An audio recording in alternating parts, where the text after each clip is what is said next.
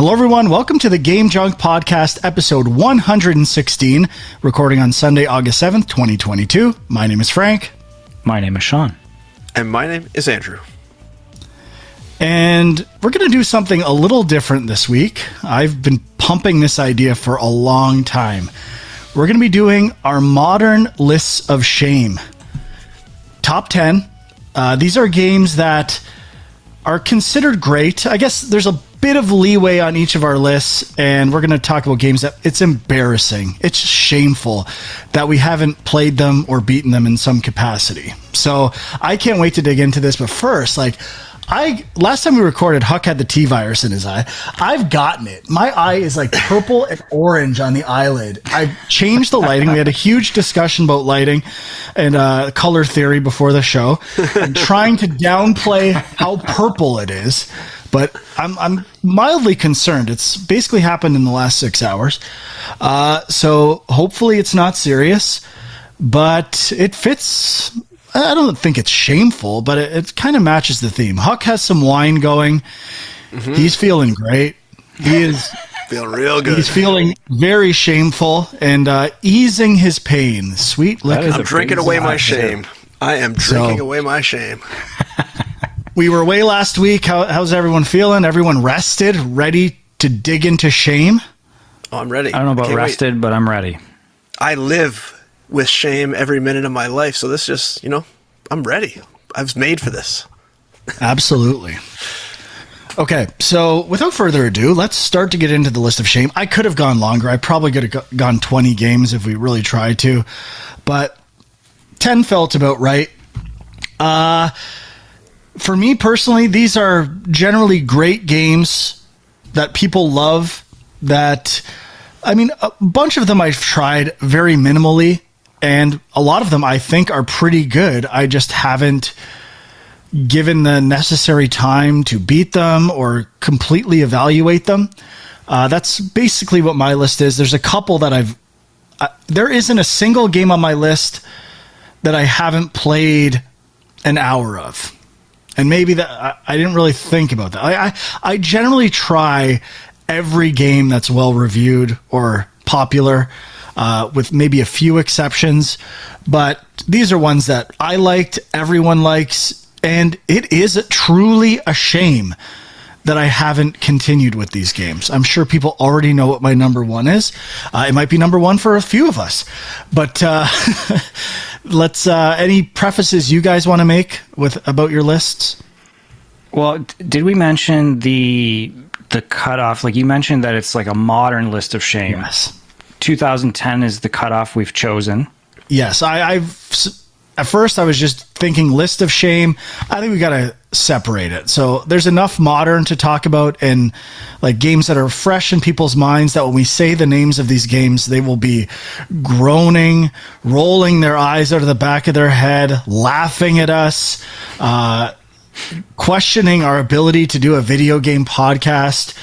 And like older games, it's tough to kind of put a context into it. So I'm not saying we shouldn't do a list of shame for retro games later, but I felt this was a more interesting list for the first one. Yeah. And mine is kind of similar to what you're saying. Like, I think there's only one game on the list that I haven't played at all. A lot of them I'm like a good chunk of the way through, but in a way that's more embarrassing that I just never finished for whatever reason. Yes, it is. But, I know the whole reason for this episode is Frank wants to get it out in the public, what I haven't beat, so that people know and will keep harassing me, and I will have to beat these games. That is not legit, not the reason I did this. Like, I'm just as embarrassed by some of these games, to be honest. So it's... Well, the discussion did come out of the top 25 lists that we did a while back as well, because that in going back and looking over our favorite games, it was kind of like, okay, but what games are on other best of all time lists that we haven't even touched? Like that certainly came up, and so this seems like a natural thing to get to. Yes. I'm gonna make some last minute adjustments right now. I actually made a last minute adjustment too, because I had one game on my list that was kind of the outlier in that I don't know if it would be considered to be a quote unquote great game or a popular game, but it's a game that it had a lot of hype around it, but I never played it, but I don't think it really took off in the way that I think this list is supposed to be representative of.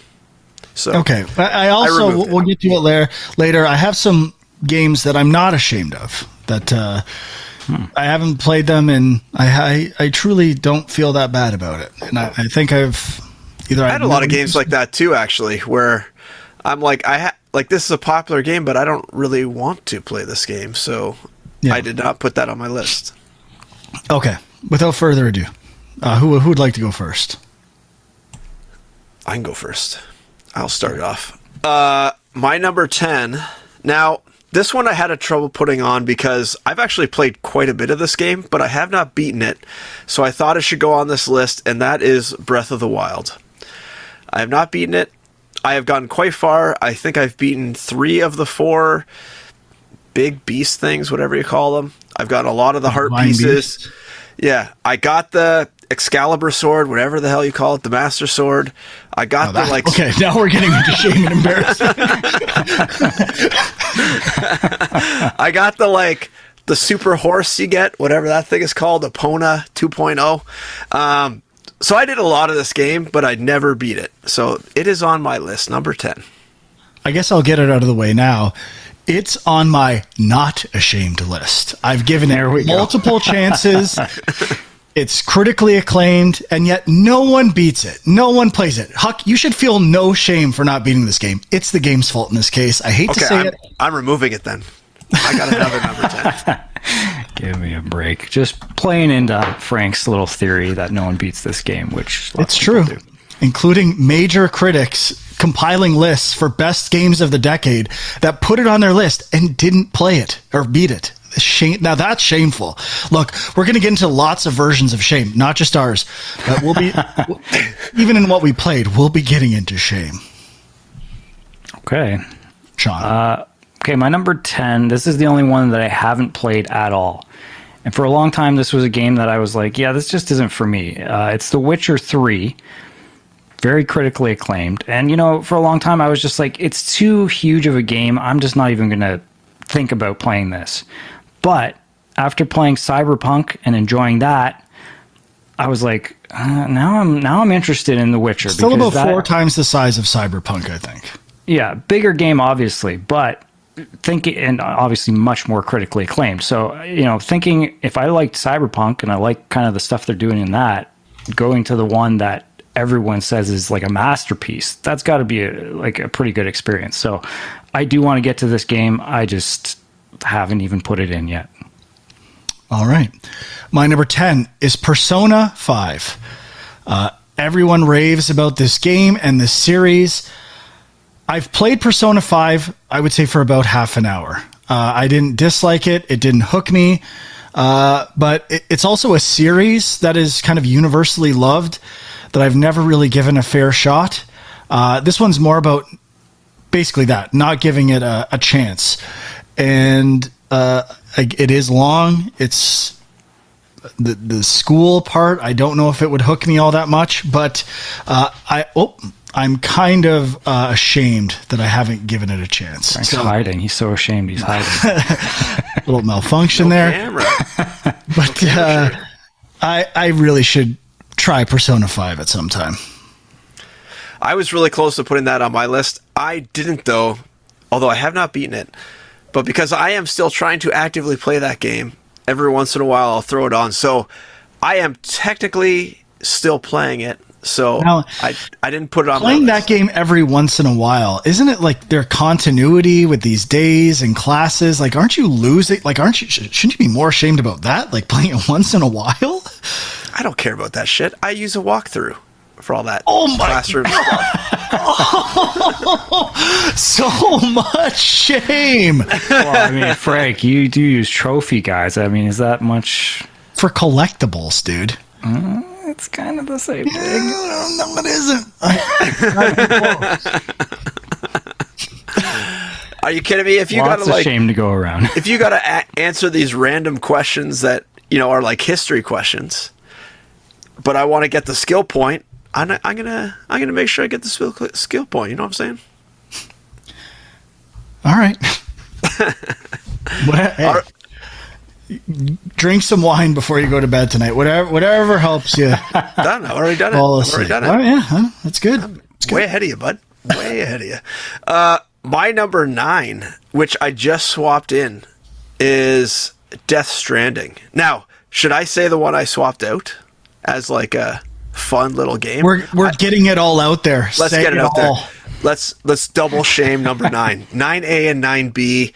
I had Kentucky Route Zero in this spot originally because this is a game I've always wanted to play. I played part 1, 1,400 years ago when it came out, and now it's out in full, and I've never gone back to it. So that was on the shame, but I didn't think it was as hyped as this. It feels like required. a kind of an overhyped by media and journalists type of game. Yes. So my new number 9, my 9A is Death Stranding, which I have not played, and I think this game is very popular for a good reason. It definitely has people who don't like it, people who do like it, but I think overall this is a game that I need to try at least, which I have not done yet. I own it. I bought it on the Epic Store or got it somehow.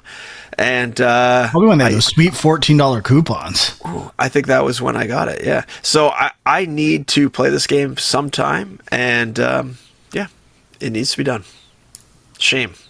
Sean, before call. Before you go, I just got to say, your lighting looks absolutely gorgeous tonight. Thanks. Yeah, had to go all in. No shame for that. Okay, well, there's going to be a little bit of shame probably that this is on my list because I know Frank's going to feel like this doesn't quite fit the criteria of what we were, by dates and stuff. Is this going to be a double shame entry? Shame for the entry and shame for the game? Well, my number 9 is Super Mario Galaxy 1 and 2.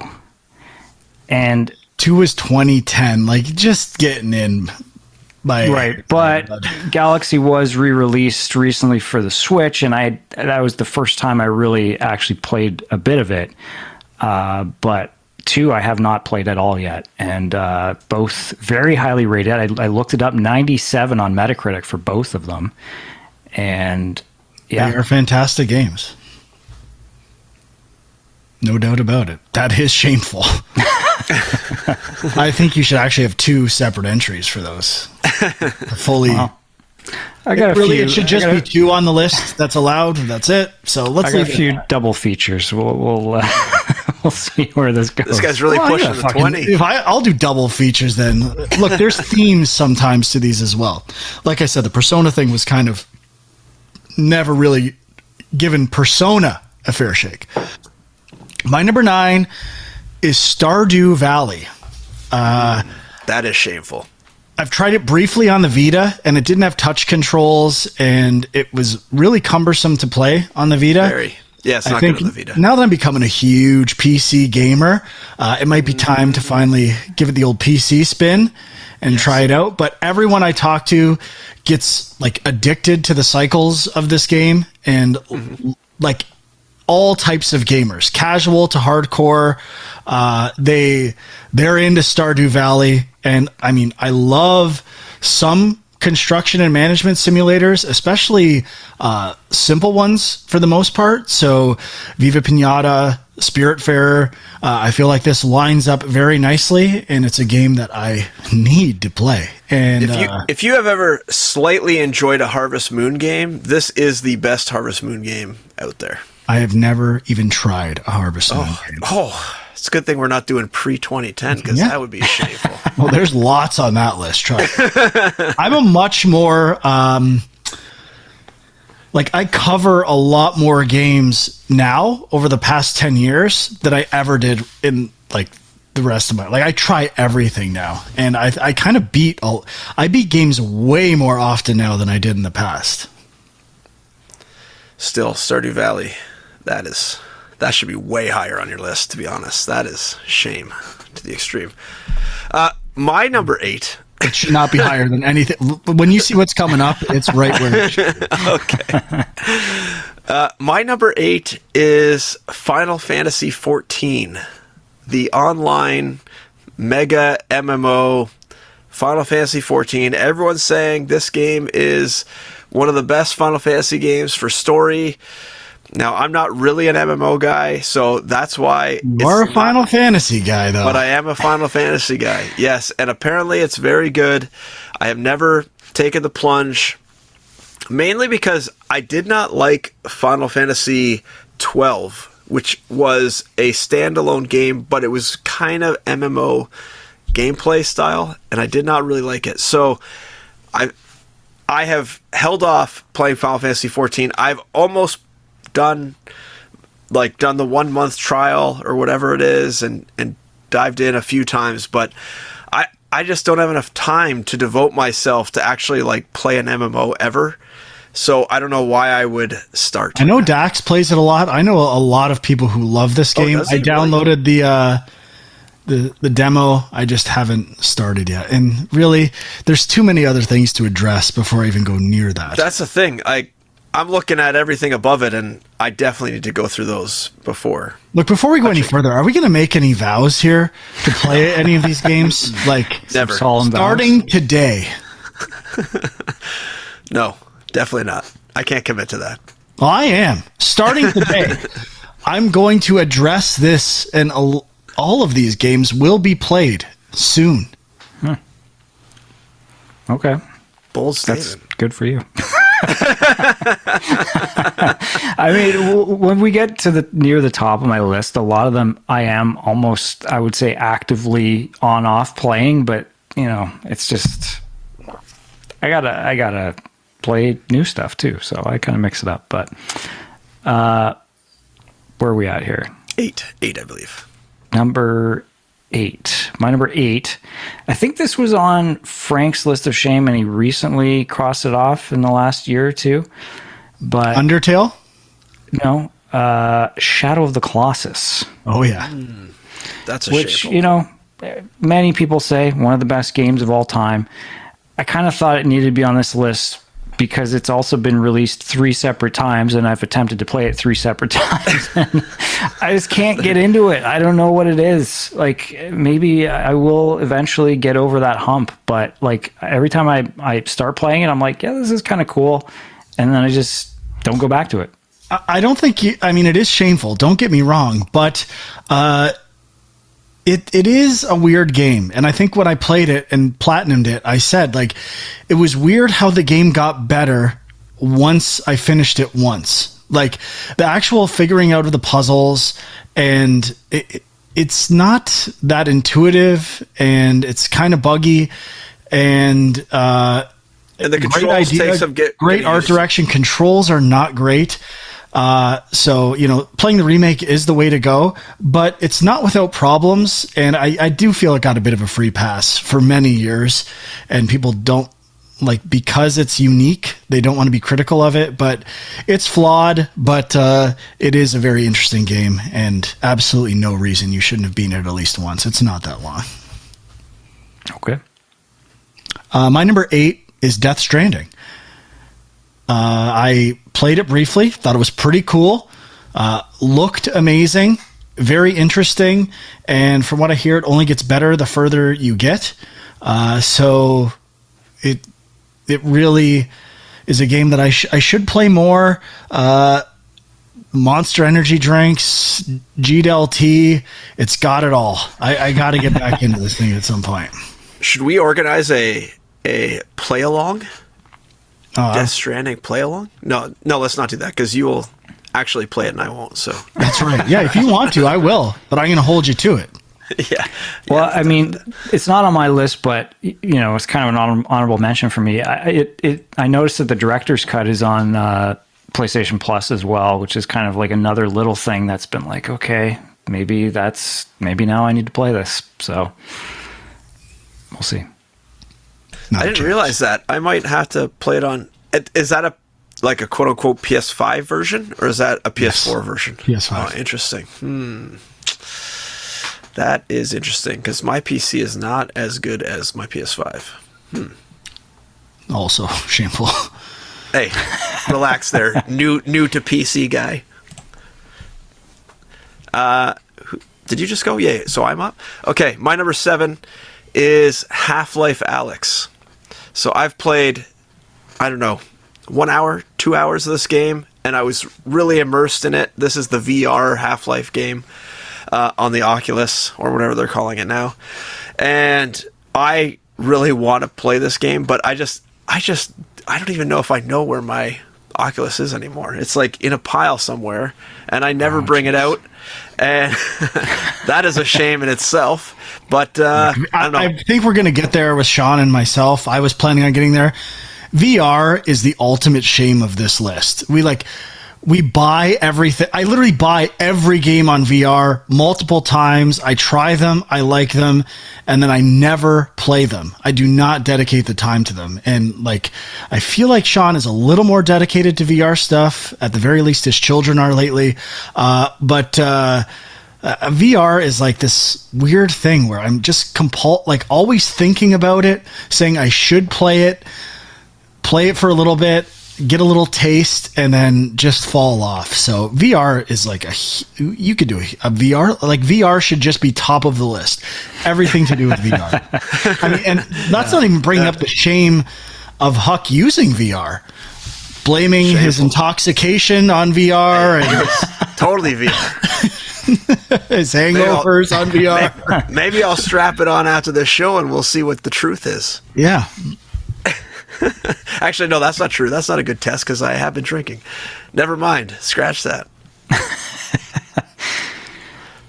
Okay, my number 7 is Horizon Zero Dawn. Ooh, that is shameful. I'm in this weird place now where I'm like, I played a bit of the original and I played a bit of the new one, and now I'm like, which one do I play? Okay, I don't even know. I was going to save this for what we played. I don't know if you saw it in the Discord. I did. I decided to fire up Horizon Zero Dawn on PC with ultimate settings and just be kind of like, am I misremembering this game? And obviously I was not a fan of Forbidden West, what I played, and basically it tainted my view of Horizon Zero Dawn because people were telling me, oh, it's the same game. It's the same game. You don't know what you're talking about. As I suspected, the shame is on them. I was 100% correct. It is not even close to the same game. The first game is so effing good, it's ridiculous. I fired it up and I cannot stop playing it. I'm going to have to pull myself away from a game I've already beaten. It is that good. It is so well paced. The procedural climbing and IK on terrain is not there. It plays so smooth. It introduces mechanics elegantly. The levels are well designed. Thank God it just has yellow grips and ladders and ledges so you know where you can jump. I barely climb. I rarely have to climb up anything, where the new one is just climbing constantly. Terrible level design. They ruined this franchise. They made the enemies way harder. In the first game, it's so satisfying to one-shot a watcher with an arrow. It is so much better. Sean, play the first one. The first one is an absolute masterpiece, and I shouldn't have doubted myself and added higher on my top games of all time, because I could keep the story is so much better. The stuff with Roast at the beginning, and it really is as good as I remember it. And they fucked up Forbidden West big time. Ooh, okay. Well, no, that does help me a bit. I think I will try to play that first one. I have to admit, though, I've tried a couple times and I've bounced off of it to some degree. It's, I don't know if I've given myself enough time with it to really fully give it a chance. But shooting a blaze canister in a group of I can't remember what they're called, grazers it is so satisfying. And you explode and take out a whole herd. The game is so good. I should have. Why am I listening to people who tell me I'm wrong? What am I doing? I knew something was up. I couldn't be that wrong about a game, and I wasn't. Well, anyway. How many hours of Forbidden West have you played? Probably 10. Okay, that's a pretty good amount. Yeah. You haven't beaten Forbidden West? It's not on my list of shame either. Like, it's not good. Uh-oh. Wow. If anything, they should have their own list of shame and be number one on that. They've ruined the best potential franchise in gaming by trying to like just put too much stuff into it. Just stop. You ruined it. Okay, is it my turn? It's your turn. Yes. Number 7. Number 7 is, I didn't have this on my list.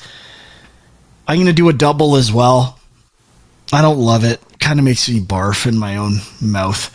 But Dark Souls, and to a lesser degree Bloodborne. I clearly love Sekiro, dig Elden Ring, Neo. I tend to gravitate more to the offensive From Software games, but Dark Souls is like unanimously in the top 3 on every game of the decades list I looked at. Even though from what I hear, like the end of that game is pretty unpolished and quite bad. So to be fair, I didn't get to that point, but I found it relatively annoying and frustrating, but probably something now that I'm familiar with those types of games, go back to and give it another shot. And Bloodborne, I do love the world. I love the vibe of Bloodborne, but I've gone back to it many times and just can't get into it. But that needs to be remedied. Yeah, not on my list, but maybe should have. I don't know. I don't like those games as much as you do, though. Those Blood. Yeah, I mean, it is a weird one where, like, I don't think it should be on everyone's list if you haven't played Dark Souls, because they are very challenging. They're not for everyone, but I clearly like a lot of games like that, and I should go back to the original. And you know what? Put another slash there. The Demon Souls remake on PS5 should be in there as well, because I did play a bunch of that and really liked it. Yeah, I really like Dark Souls, what I played of it, but I was even going to say, what about Dark Souls 2? Like, is that not better than Dark Souls 1? Like, I mean, it might be, but like just in terms of influence and like just general stature in the gaming community, like I think not playing Dark Souls is a little more shameful. okay. Okay. Excuse me. My number 6 is Dragon Age 2. So I am a huge BioWare fan, obviously, and I have played Dragon Age 1 multiple times, and I have never really gotten into Dragon Age 2. I played maybe the first quarter of it and What about enjoyed it. Is it Inquisition? Did you play that one?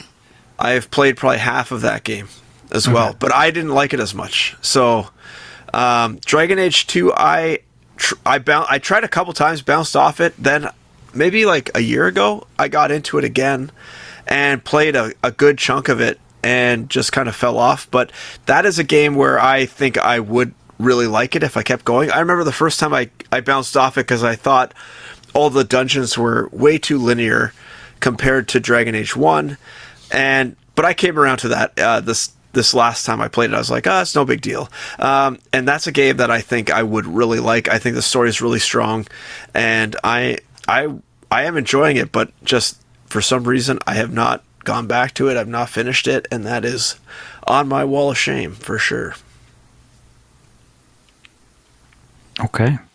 My number 6, starting to get into maybe a little bit more personal stuff. Like, I don't know if people are going to hear some of the stuff higher up on my list and be like, well, that's not necessarily a super high. Well, most of them are highly acclaimed, but anyway, number 6 is Hollow Knight, which, a lot of people say one of the best, if not the best, Metroidvania style games of all time.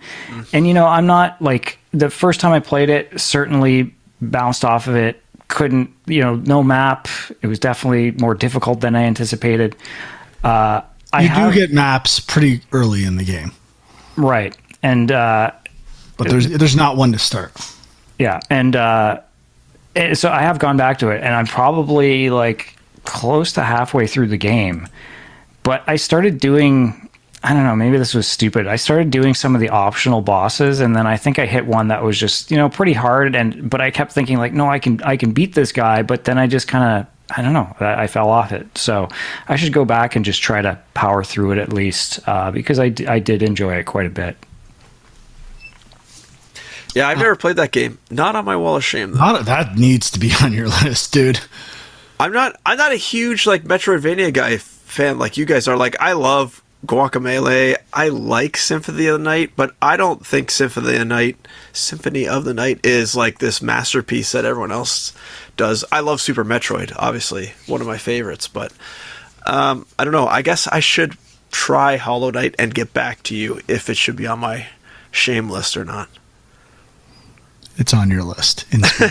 My number 6 is The Witcher 3. Tried starting it twice. I think part of my issue is I tried to get the platinum and started on the hardest difficulty. And I did make some progress and generally liked the game. Again, probably just too long, kind of overwhelming. Did like the vibe. I like the 2 swords, the steel and the silver sword. And I do find it gets into, like, from what I played of Cyberpunk as well, like a lot of inventory management and picking up everything. And that tends to be a turnoff for me as well. But I mean, I loved cutting off the head of that griffin and putting it on the back of your horse. Like, I got to get back into this. There's no reason why I shouldn't be playing this game on PC with full settings. Yes, I agree. Oh, right, it's my turn. Sorry, totally zoned out. My number 5 is Skyrim, which is a game that obviously has been released 1,000 times by now, and I should play this game. I should definitely, another fantasy RPG that I have put to the side and not played. I mean, I have played it. I have started it probably 3-4 times, made it. I don't know.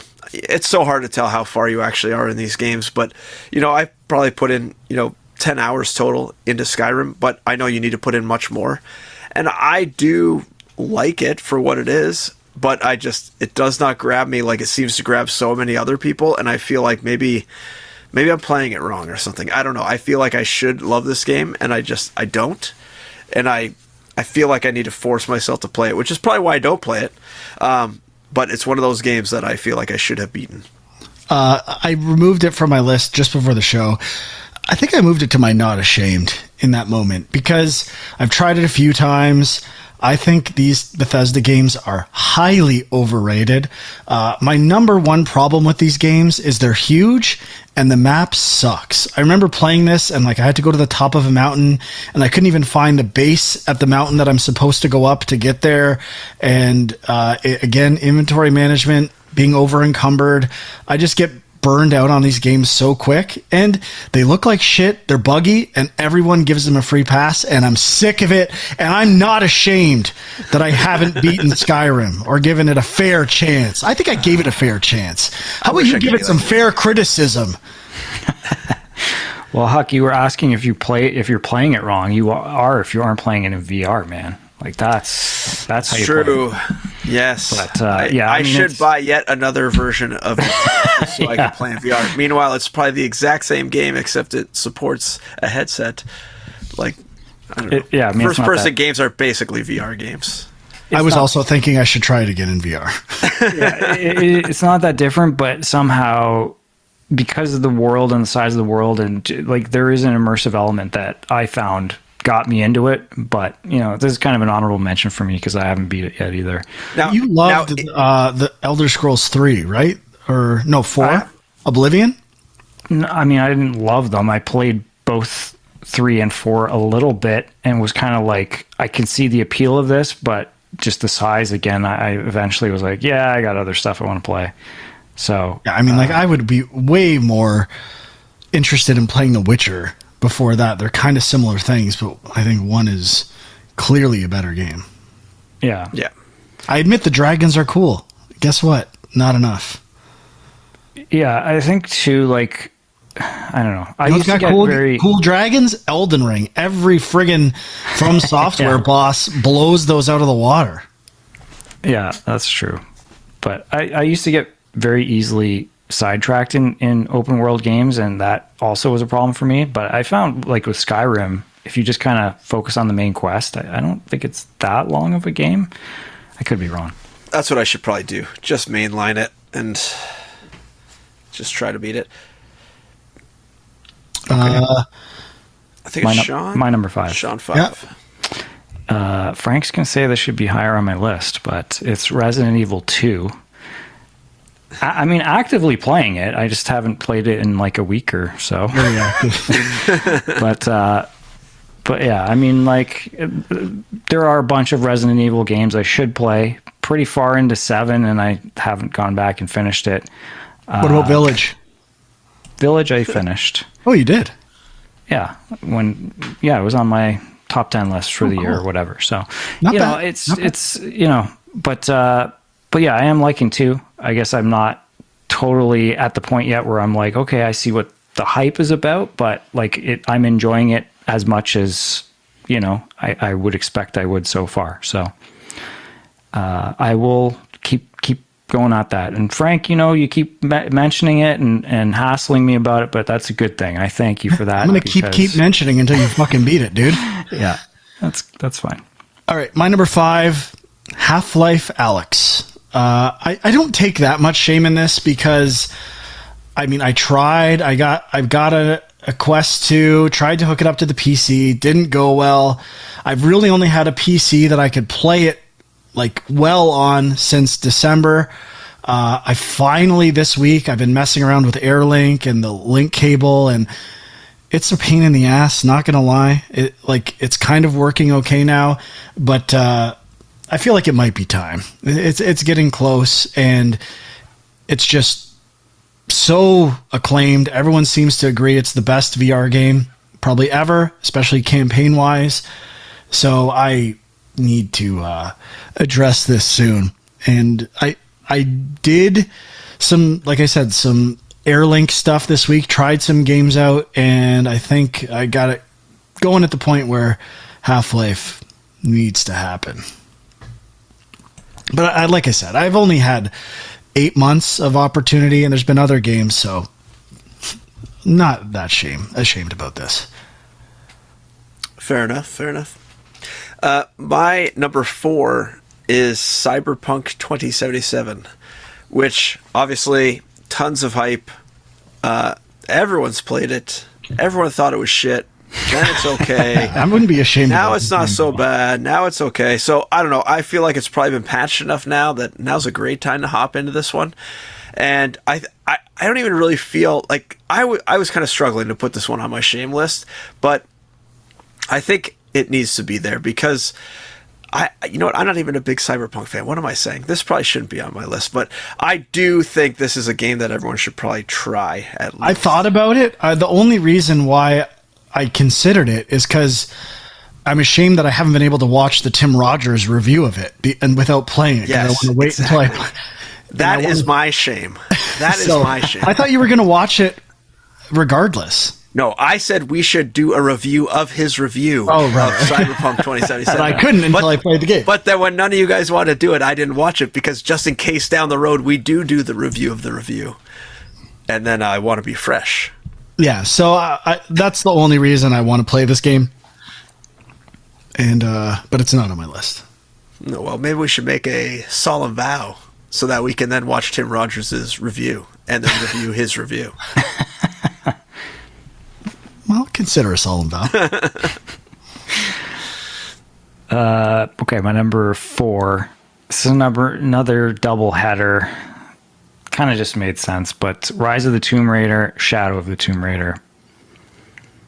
I'm not actually sure critically where these games fall. I assume they're pretty not high enough. They are underrated games. Yeah. Mm-hmm. But I really like the first one. Obviously, I love the Uncharted series, which this takes a big inspiration from. I have been playing Rise off and on this summer, so I'm working on it. But yeah, I don't know. I don't know why I haven't gotten through these yet because I really enjoy them. This should probably be on my list too. They're not, but I also am probably about halfway through Rise. Kind of same with you. I kind of come back to it every once in a while and be like, I should really, really play this game. And I've never touched Shadow. And I like you guys were saying, I really also love the first game, and I don't know why the next two games never really drew me in the same way, but they yeah, because usually as we've talked about, like sequels seem to take a step down for me. They never really hit the same way the first one does, but these two did. They kind of do the same thing in like slightly different ways, and they are great. Have we ever gotten down to why every PC spec video uses Shadow of the Tomb Raider? Do they let people use that for free or something? Like, it just seems to be the game everyone uses for like comparing graphics and PC setups. Like, enough. Pick some different games. I mean, I've wondered that too. I mean, I don't know if it's an amazing game graphically, but I mean, it looks great. Don't get me wrong. Number 4 for me, or is it even my turn? Yeah, it is. Number 4 for me is Hades.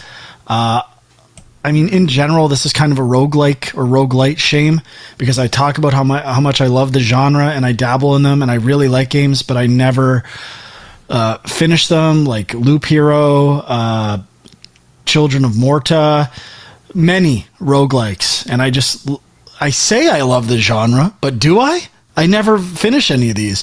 And Hades is the one that is a darling universally. Won the Game Award, although they didn't. Sorry, they didn't give it to Control. IGN did. They gave it to Sekiro, the correct Game of the Year of that year. And so if the Game Awards say it's Game of the Year, it's pretty good. And I like it. I've gone back to it many times, usually get hung up on a boss or something, and I need to push through and beat Hades, finally. I was also very close to putting this on my list, because I am in the same boat as you, though I don't think I've played it nearly as much as you have. But it is the game that I have really no desire to play, even though I really enjoyed what I did play of it. And it is so critically acclaimed that I feel obligated to play it. But I think you were further than I was, or we were at like almost the same point. Maybe. Third world, yeah. Yeah, I think so. My number 3 is Elden Ring, which I have not touched, and I feel like I need to play this game due to the RPG-ness of it, and also just like the fantasy element in general. It is the game, apparently, of life, and I should be like ashamed to the nth degree that I have not played this game yet. It is a recent game, so let me tell you, the lineup at the library for this game is pretty epic, and it takes a long time to get it to come in. So that's my reason. But I need to play this game, and you know what? I have been holding off. I haven't read any reviews on it. I've only heard the hype, and the hype is deafening. So obviously you guys have talked about it, but I'm trying to stay away from all of it, all the videos and stuff, so that when I go actually get a chance to play it, it will be kind of fresh and new for me, and I can then roll talk around in those authentic coastlines. I've heard. Oh, yeah, it's gonna be great when you get around to it. I can't wait in like a year. Okay, my number 3, you guys, I think both had it on your list. Half-Life Alyx. You know, I was honestly, like, I've played a bunch of it. I was loving it, but it is something about not just the VR, like the fact that you got to put the headset on and all that, which I think is always a barrier to entry for VR stuff. But yeah, the fact that for me, like, this isn't like a native to the Oculus Quest thing. Like, I got to link it to my computer, and it's just like a much more cumbersome setup. And yeah, I don't know. I just kind of gave up at some point, but I do really want to go back to it because I believe all the people saying it's the best VR game to date. I've definitely gone down the road this week about like popping on a Valve Index just for the hell of it. But I'm wondering, like, I mean, it's still the 3-year-old version of it. Are they going to refresh it? PSVR 2. I mean, that still is a very strong possibility, I would say. What do you mean? That they'll release it for the PSVR 2. Oh, like to compete with it? No, just that the game will get put the game on PlayStation. Oh yeah, that's it. That's a good point. Yeah, I didn't consider that. So that's something to think about for sure. But if any listeners have thoughts or have a Valve Index, please let me know. Or whether I should wait, or I looked for rumors about a new version. Doesn't seem to be anything out there. VR technology seems like something that should be updating more often. And I could not believe recently they raised the price of the Oculus substantially, or the Quest. Yeah, I saw that. It's $650 now for the 256 gigabyte version in Canada. Crazy. You know what though? On the thing of hardware being super expensive, I almost pulled the trigger on the Steam Deck. And I just can't do it. Like $800 for the second tier, like that is, I can't do it. That's just like so much money for a fucking thing I'm never gonna play. Like, exactly. It's so much money. I just can't do it. And you should be ashamed that you didn't pull the trigger. You can write it off, dude. Hey, maybe it's on my list. We'll see. You can write it off. No, I don't want to go too far into it. I probably could. Yes, I could technically. So buy it. You should buy a Valve Index. You should buy everything. You've got an excuse. Is it my turn? Number 3, Hollow Knight. Really only played a few hours of this game. Like it. I guess I understand the praise, and people who I know have good taste in games love this game. Graham comes to mind from Drinkbox. He always recommends good games, and he loved Hollow Knight. Same with Alex from Pixelnauts. Yeah, I've got to play this game. So many people I talk to are like obsessed with it, and like there's a very passionate community about Hollow Knight, and just got to pop on it. I almost popped on it this week. Instead, I fired up Horizon Zero Dawn and played it for like 12 hours. It's Zero Dawn rules. It's so good. Hollow Knight sequel is supposed to be out within the next year too. So. Yeah, so I got to get prepped. No. You love to do the back-to-back. Just play it right before Hollow Knight 2 comes out. Ruin Hollow Knight 2 for yourself. Exactly. And then you'll be set. You love to do that. The week before Hollow Knight 2.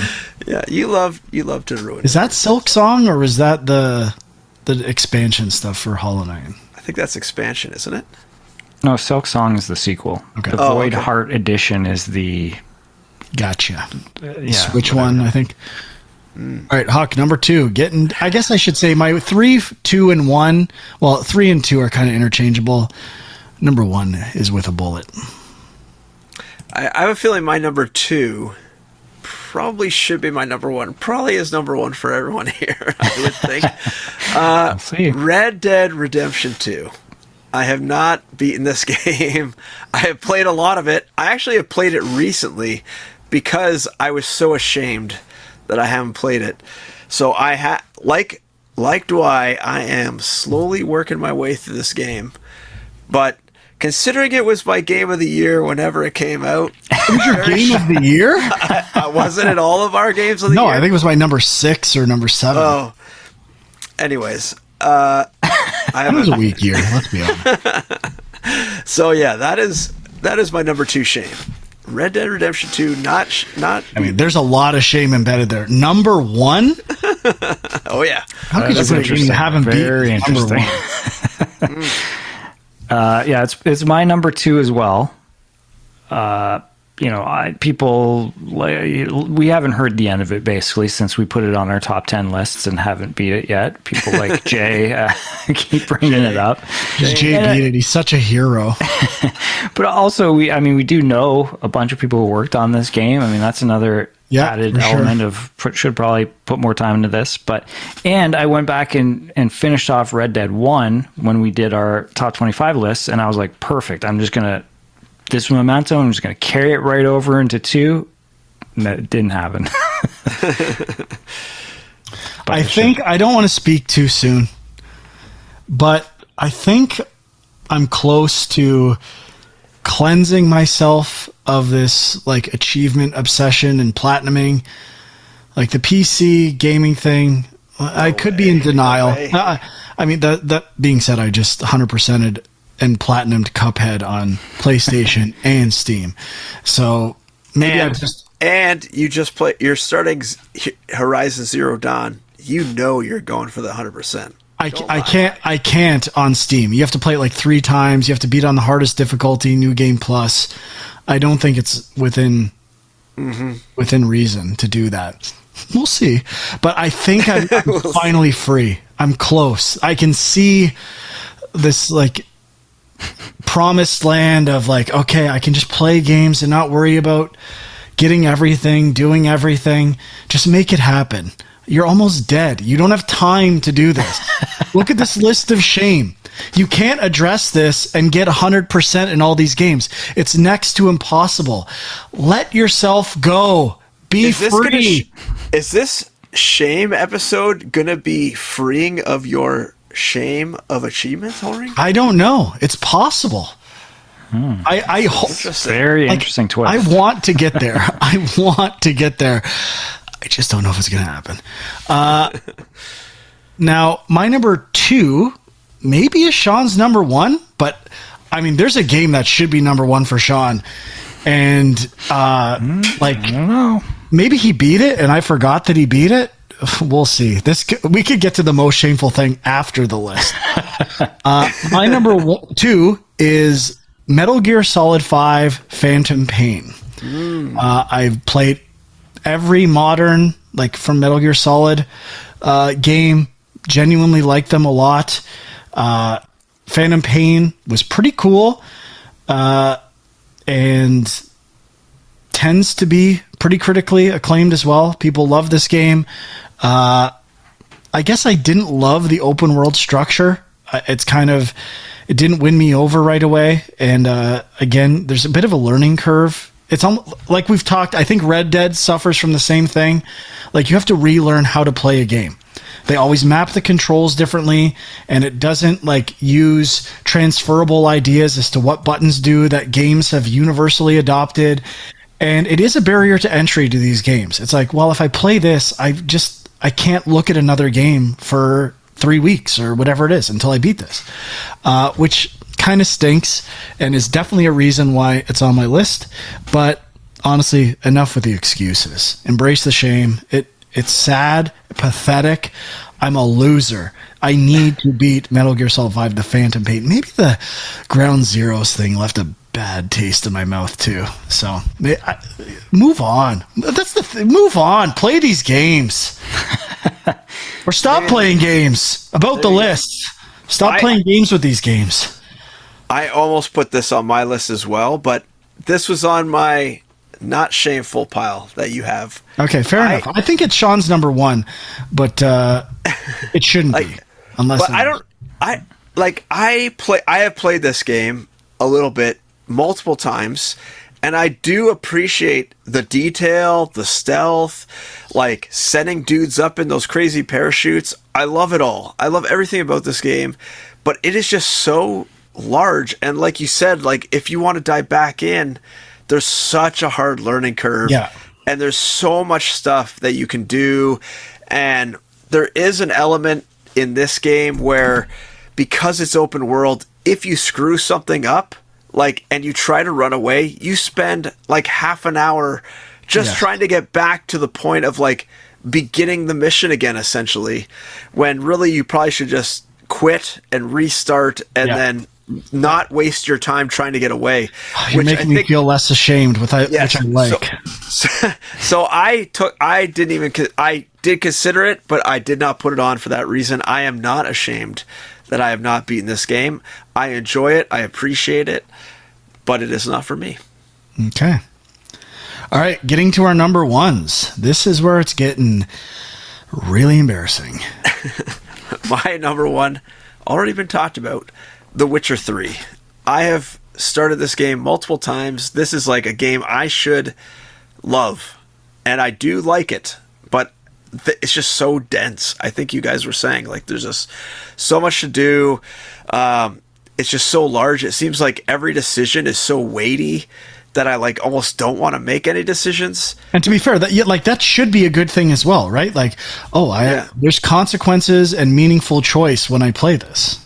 Yeah, this game suffers from like the combinatorics that are going off in my brain. Like, oh my god, I'm like 1 hour in. Busting out combinatorics. Well, I'm 1 hour in. I'm making this major decision with the king or whoever.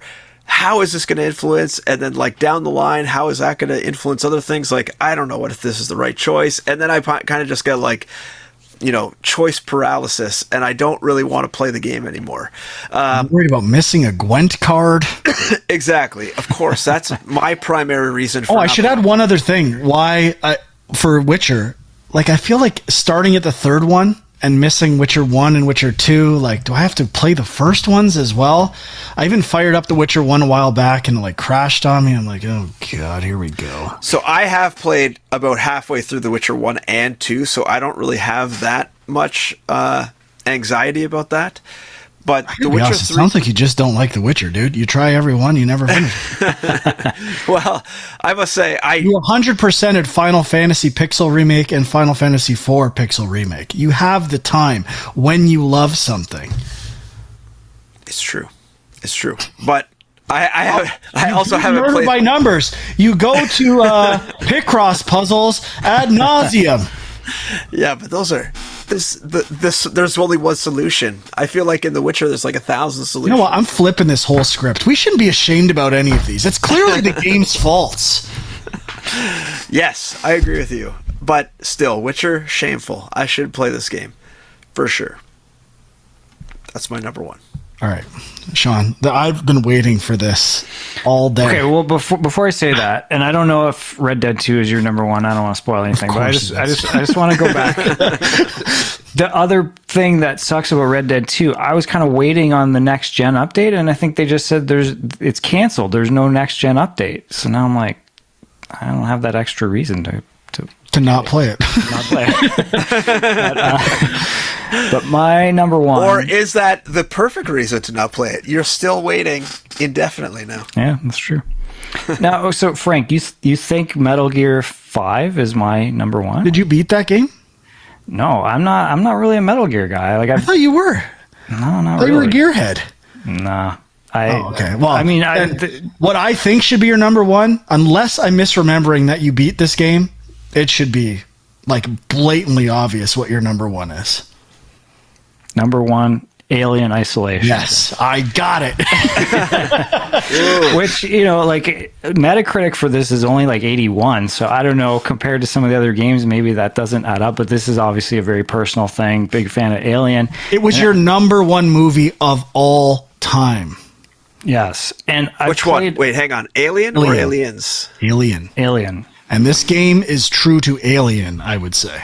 Yes. Right. And that's the thing. I've played enough of the game to know like there's a lot of real attention to detail, that it's definitely got the atmosphere and the tone of that first Alien movie down. And that's it. That's all I know. Like, I don't even think I saw a xenomorph. I just kind of... Uh-oh. And maybe that was part of the problem. It felt like it was moving a bit too slow for me, but... You know what? I almost put this game on my list as well, but I didn't think it met that like hype or like, prestige level that we are on. But this game, this is one of the games. Yeah, this is one of the games that I actually have permanently installed on Game Pass on my PC, and like always go back to it for like a little bit here and there, because it's a game I really also want to play through, because I appreciate all the detail, like you're saying, all the AI stuff they have going on. Just they nailed the atmosphere. Yeah, the atmosphere, like it is Alien, the movie, in just another setting. Like you were saying, like it captures it so perfectly, and like the audio and all of the details are there. And I feel like this captures another element of shame for Sean, like claiming that he loves survival horror, and like it fits that. I don't know if I say I love survival horror specifically. I think you do. But, it's kind of like Resident Evil with Alien, a franchise that he also claims to love, then add like intellectual property that he seems to be like insanely passionate about, like gushes about the first Alien movie. Now you have it in video game form. Now, to be fair, Sean could use the excuse that I'm just waiting for that VR version. It's the old, and then we could really layer on the shame when he doesn't play that one.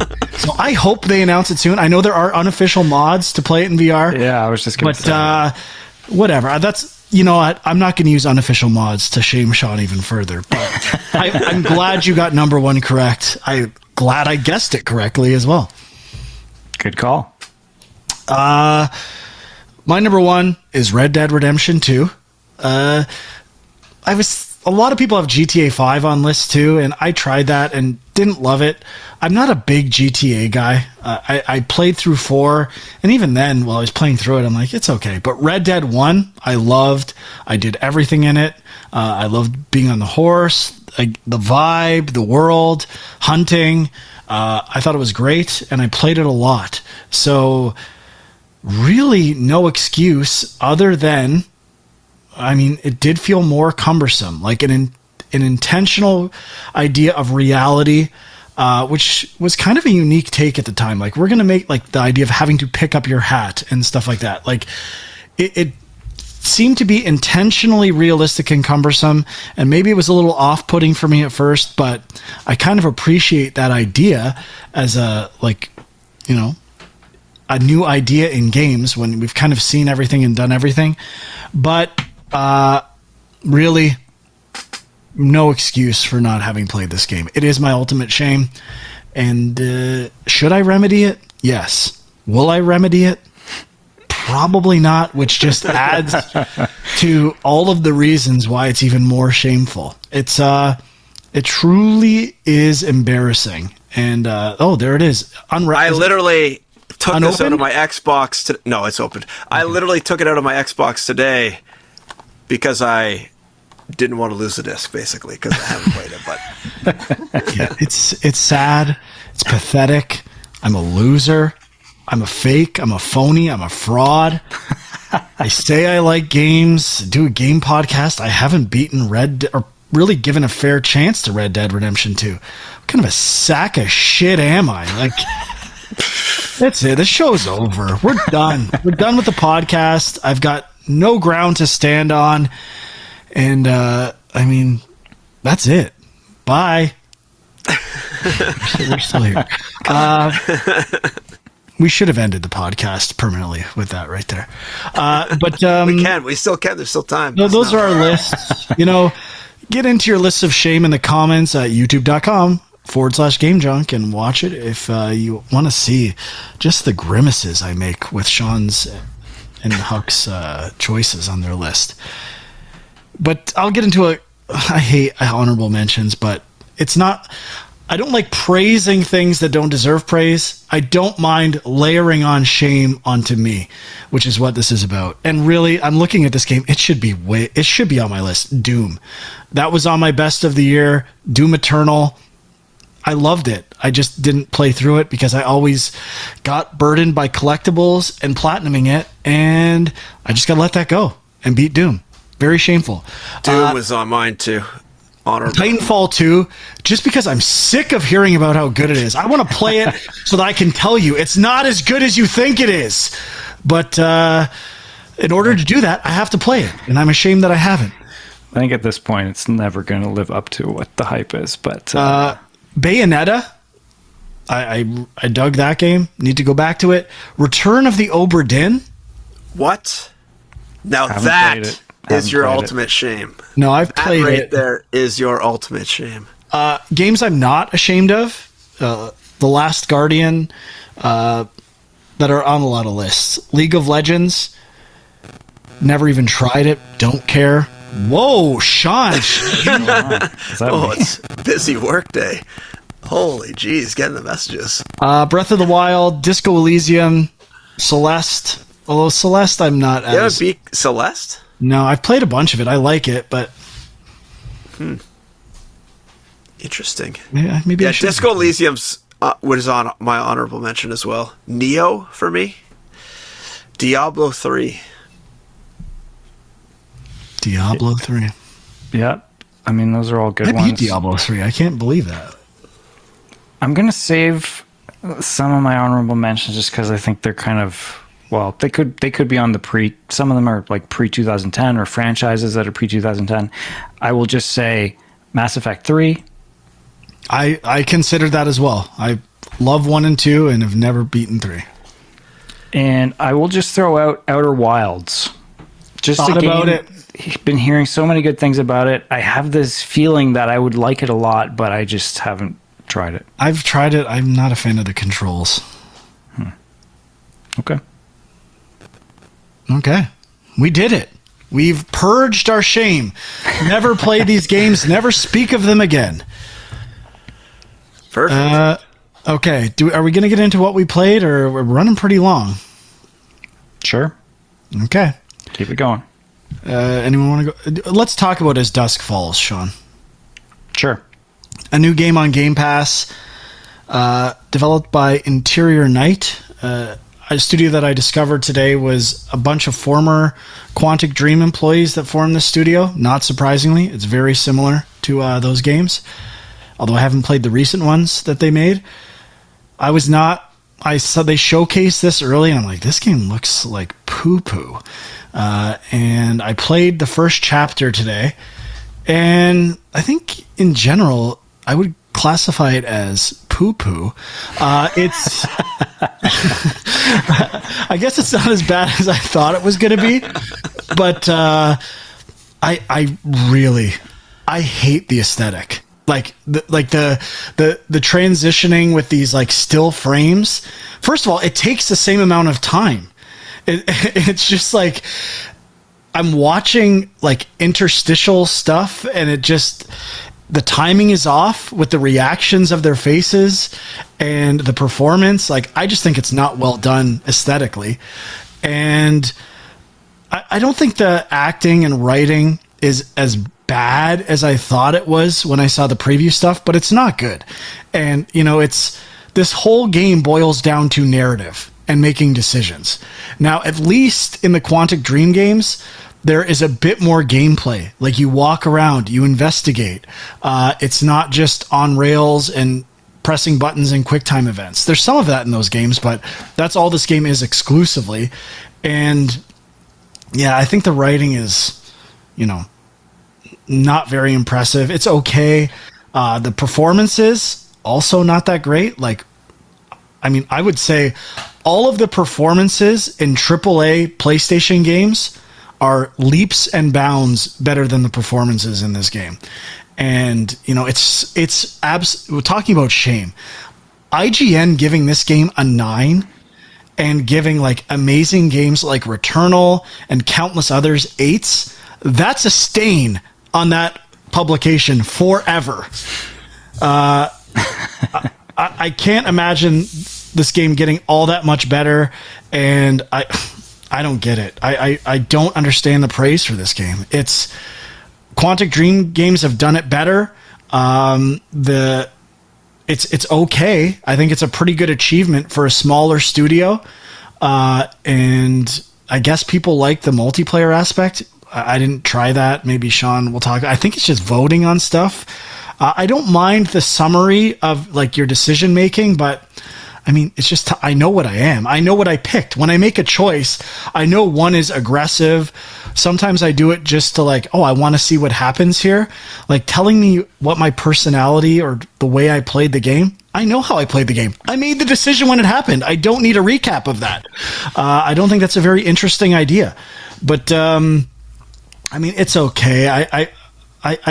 It feels like a weird game to just kind of like dump on, but I don't think I'll return to it. I have no compulsion to see how this story plays out.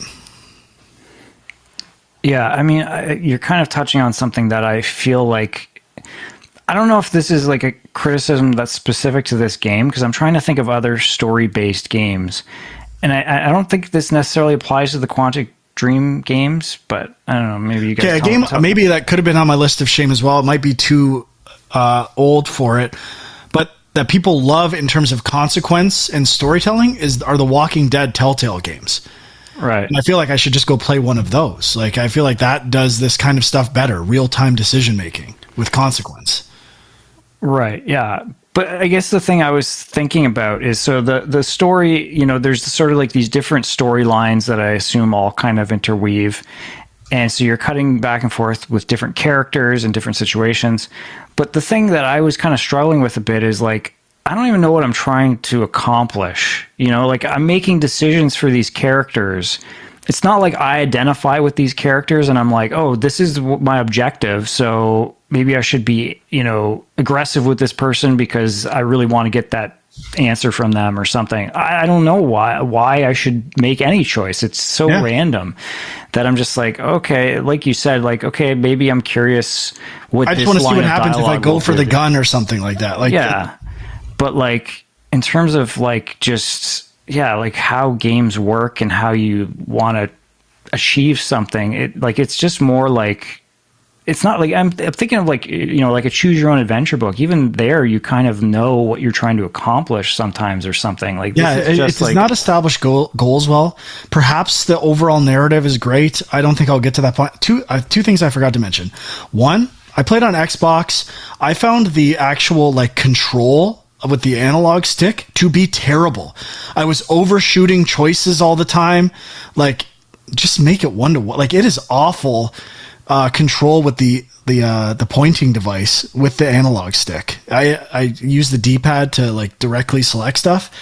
And again, I already said I dislike the aesthetic, but when you have to make decisions, it does this secondary one where it kind of like does this blur shake to everything on the screen. That is gross. I know I'm making a decision. It just makes the game uglier.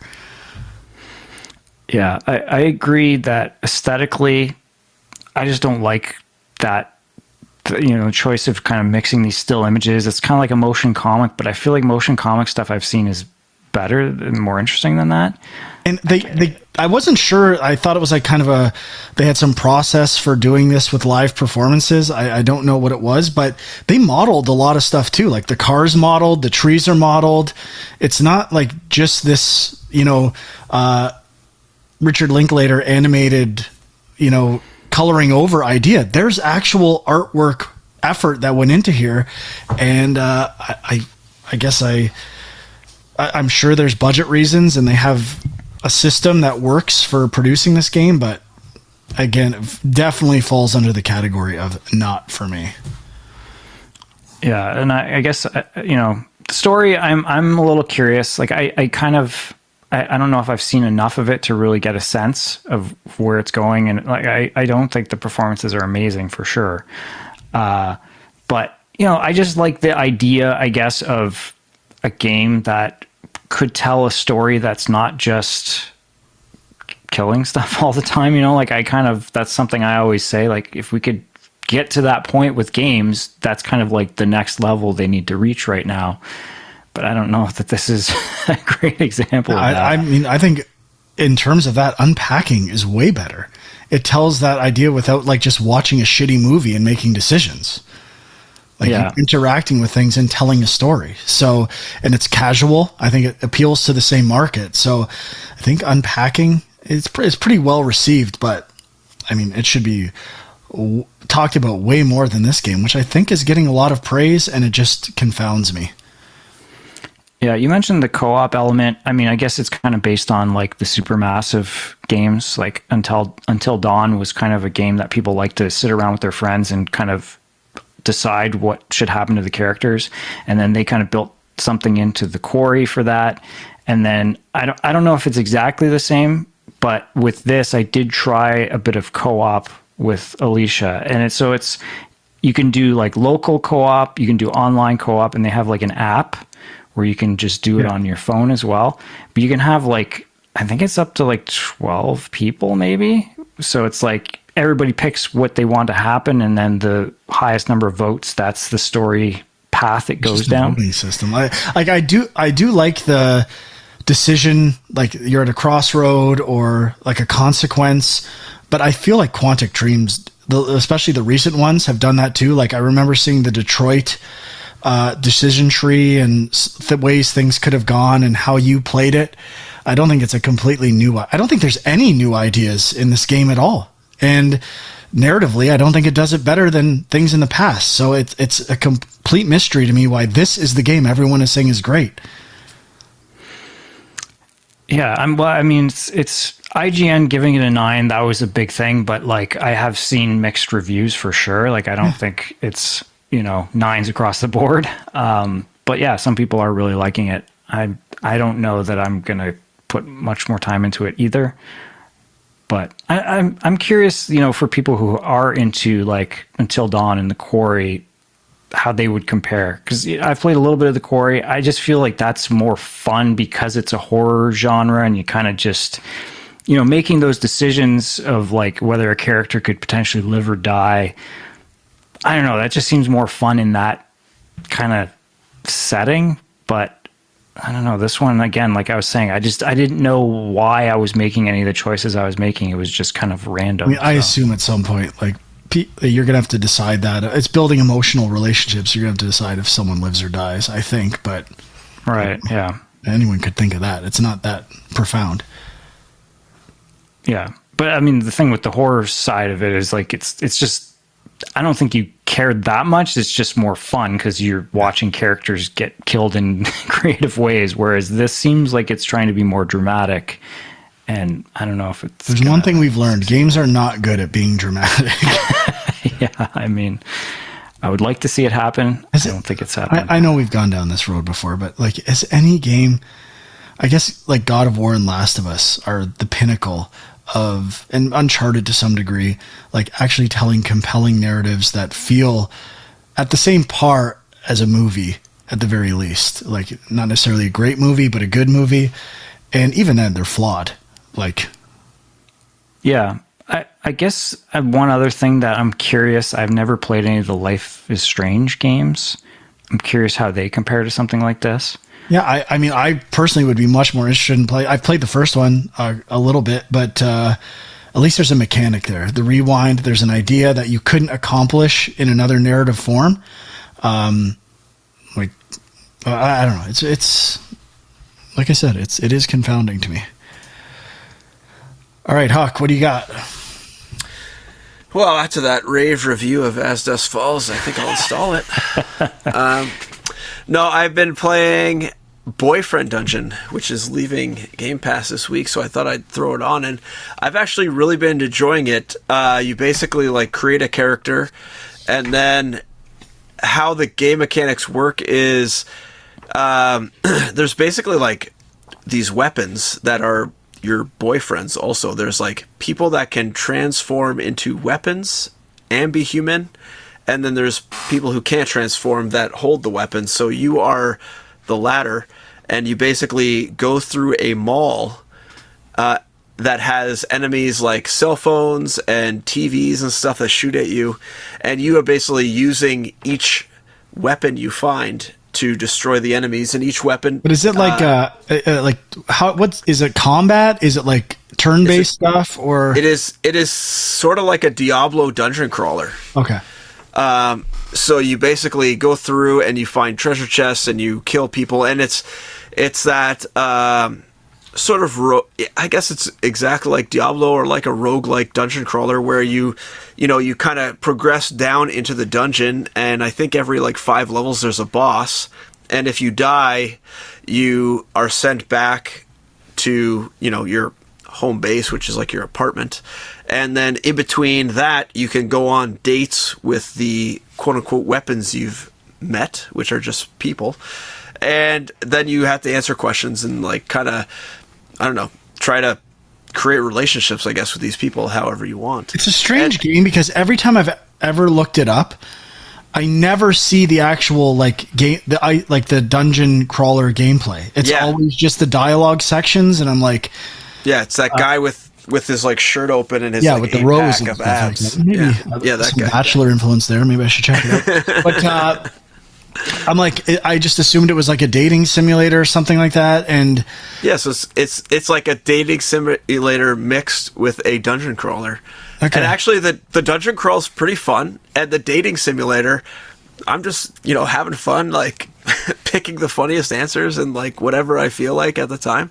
I'm not necessarily like trying to date like one specific guy or not a specific guy, and yeah, I don't know. It's kind of fun. It's pretty enjoyable, and I think it got pretty rave reviews from critics, which I expected because it is a very like dialogue heavy game, but which is probably why I haven't checked it out previous to this, because I figured, oh, this is just like a journalist game. They love it because there's a bunch of guys without shirts on and stuff like that. But actually, it's quite fun. The dialogue is pretty funny, I'm finding, and the dungeon Metacritic is not as high as I thought. It's only like 70. I thought it was. Oh, really? Oh, I saw it on some best of the year so far lists, or last year, some game of the year lists. So I expected surprised. I thought it was, but yeah, I like. What is it with like game critics and like anything that's just dialogue based, or like Disco Elysium? Like, why are people so drawn to this stuff? Like that, it's such a weird, like it's not that well written. There's the problem with games is that you have to write so much to fill up the game. It would be impossible to make it all great. You have to fill games with writing to the point where it's like, how could you spend so much time like getting maximum impact with words, and like the way a movie is efficient and at times profound with dialogue? That just gets watered down to nothing in dialogue-based games. I truly don't get it. Obviously, it's not for me, but... Well, even this, think of it like a novel, right? Like, if you're writing chapter 2 of a novel, you could just go back and read chapter 1 and know exactly what you need to write for chapter 2. But in a game, you need to, like, go back and reread chapter 1, all of its possibilities, and then try to take that into account in chapter 2. So you're kind of like trying to keep multiple games in your head while you're writing, if you have branching storyline. But like, it just is a very hard task. And then obviously the further you get down that chain, there's so many permutations and combinations that you need to take account. Like, how could you even write that and keep it all in your brain? Like, no wonder why some of it never makes sense, because how could you possibly do that? It's so hard. You need to like, I mean, I've seen some narrative tools that are, just giant spreadsheets and giant graphs and stuff, but even that, like, just keeping it all straight would be so difficult. Yeah. Yeah, it's weird. I mean, there's a whole other, like, I think interactive fiction just appeals to there's a whole demographic that's kind of clearly a different zone of gamers. Yeah. But yeah. I got a couple quick things I'll just mention. So I finished ElecHead, which we kind of talked about a while back, but it's, puzzle platformer, very short game, like maybe 3 to 4 hours, probably more like 3. It's on the Switch now, and it's great. Like, I mean, it's just, one of those really cool kind of showcases for game design generally, because, there's only a couple of mechanics, but the way they use those mechanics in so many different ways is just super impressive. I really liked it. My main complaint would be, it's one of those games where there's hidden things. There's like hidden rooms and paths that are basically, you need to find them to beat the game. Like the main, like, it's not just like like, there are collectibles and stuff, but it's not like a side quest thing. Like, in order to beat the game, you need to find these hidden things, and there's no real way to do it other than run up against walls everywhere. Like, I guess you have to have those things. Well, the thing that really messed me up, and I don't really understand why you would do this, but like, there's, I think, 6 checkpoints throughout the game or like fast travel points, and the first one you get to is number 2. So you get to that and you're like, okay, I guess I missed number 1. I'll just backtrack and find it. And you can't get back. Like, there's a point where you can't go past there, and you actually don't get number 1 until the end of the game. So it's just like, I don't get it. Like, I guess it's just like somebody thought it would be cool to have like a kind of hidden secret thing and kind of mess with you a bit, but it really is confusing. And yeah, like I said, there's just a couple, like, there's some stuff that I had to look up, and I don't honestly know if I could have figured it out without looking it up. But other than that, it's very good, and I recommend it. And then the other quick thing I just want to mention, I played a bit of Multiversus. This is the new Warner Brothers DC fighting game. Platform fighter, kind of like Smash Bros. Not that I'm a fighting game guy or a Smash Bros guy, but was playing it with the kids and just having some fun. And, it is just, the premise is what's fun about it, I think, is just this weird collection of different characters. And I guess it's the same as Smash Bros. Or PlayStation All-Stars when they had that and stuff like that. You've got characters from DC Comics, you've got like Batman, Superman, Harley Quinn, Wonder Woman. You've got Adventure Time characters. You've got Iron Giant. You've got Arya Stark from Game of Thrones. You've got Scooby-Doo characters, like just all these weird characters.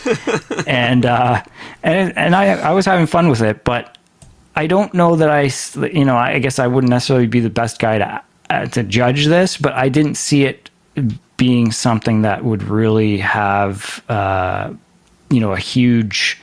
I didn't see it something that would become an esport type thing. Like it felt every move basically you can like attack up, down, left, right, and then you can kind of dodge up, down, left, right, and it didn't feel like there's a lot of how most fighting games you've got like the half circles and kind of like different combinations you have to do. It just felt like you punch, you dodge, like it felt very straightforward. And button mashy, which, for me, I didn't mind, but I just don't see it being something for hardcore people. So, Sean, were you concerned that Batman didn't have enough detective abilities when you played this?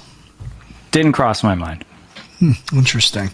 I tried The Walking Dead Saints and Sinners in VR when I was trying to get my Airlink working. And I really enjoyed it. I played it for about an hour and a half, and I think it's a pretty big game in scope. Like it's kind of a day cycle for gathering and crafting things and exploring and making progress in this world. And I often wonder how like a VR game could be lengthy and have meaning and not just be kind of a carnival ride or kind of on rails. And I think this game does it pretty well.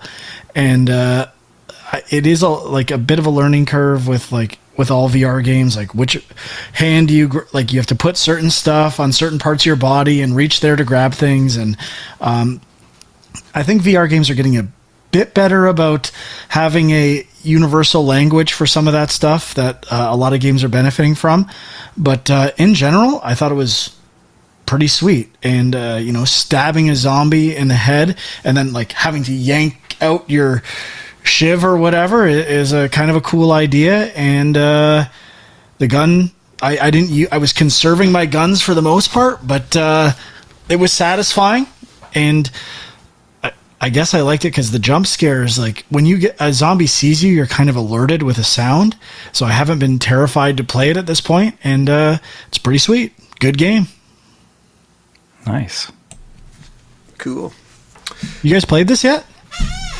It's on my list of shame. Yeah, like I said, a lot of VR stuff should be on your list of shame. Yeah. I don't have a VR shame list except for Half-Life Alyx, I think. But the only other thing I think I played was Stray, but I think we're going to talk about that next week. People are really coming back that Stray isn't that great and complaining about it. I mean, we'll get into it in the review, but you're wrong. That'll be coming next week. That will be next week's show, I believe. Anything else? I feel like we're wrapping up. No, that's it for me. Okay, so look forward to the Stray review.